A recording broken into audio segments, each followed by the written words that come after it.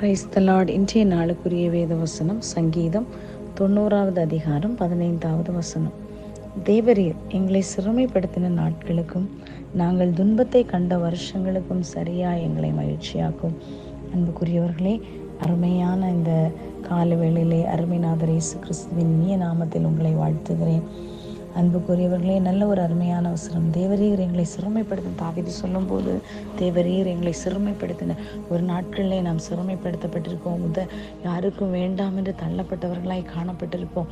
அதெல்லாம் நீங்கள் பொறுமையோடு சகித்தீர்கள் என்றால் உங்களுக்காக ஒரு மேன்மையான காலம் கர்த்தர் வைத்திருக்கிறார். காரணம், இந்த சிறுமைப்படுத்தின நாட்கள் என்பது அவர் நம்மை சிறுமைப்படுத்துவதற்காக அல்ல, சில காரியங்களை குறித்து நமக்கு கற்றுக்கொள்ளும்படியா, தேவனோடு இன்னும் எப்படியாய் நம்ம இறங்க வேண்டும், தேவனை எப்படி துதிக்க வேண்டும், எப்படி ஆராதிக்க வேண்டும், தேவனுக்கும் மனுஷனுக்கும் உள்ள வித்தியாசம் எப்படிப்பட்டது என்பதை நமக்கு கற்றுக் கொடுக்கும்படியாய் கர்த்தர் நம்மை அந்த பாடுகளுக்குள்ளாய் நடத்தி இருப்பார். அதுதான் சந்தோஷமாக்கும். அதற்கு நிகராக, அந்த துன்பத்தை கண்ட வருஷங்களுக்கு நிகராக நாங்கள் சந்தோஷம் அனுபவிக்கணும்ப்பா அப்படின்னு சொல்லிட்டு அந்த ஒரு வார்த்தையிலே அவர் கேட்பதை பார்க்க முடிகிறது.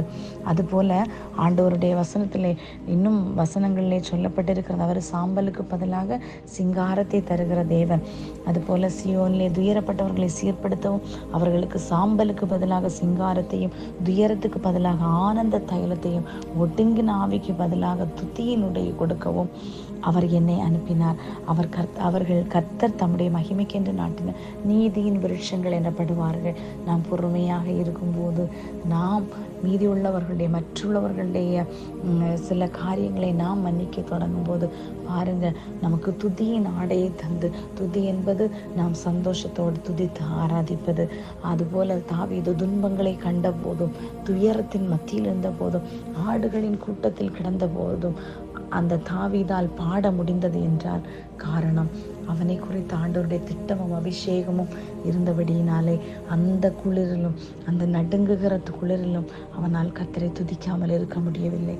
கர்த்தாவே, உம்மை விட்டு நான் எங்கே ஓடி ஒளிந்து கொள்ளுவேன் இல்லையா? பாதாளத்திலே படுக்கை போட்டாலும் அங்கேயே உமது கரையை தாங்கும். அதுபோல் இந்த நாட்களே அவர் உங்களை சிறுமைப்படுத்தின நாட்களுக்கு நிகராக பெரிய ஆசீர்வாதங்களை வைத்திருக்கிறார். அந்த ஆசீர்வாதங்களை அனுபவிப்போம். கர்த்தருக்குள் சந்தோஷமாக இருப்போம். கர்த்தர் தாமே உங்களை நடத்துவாராக. ஆமென்.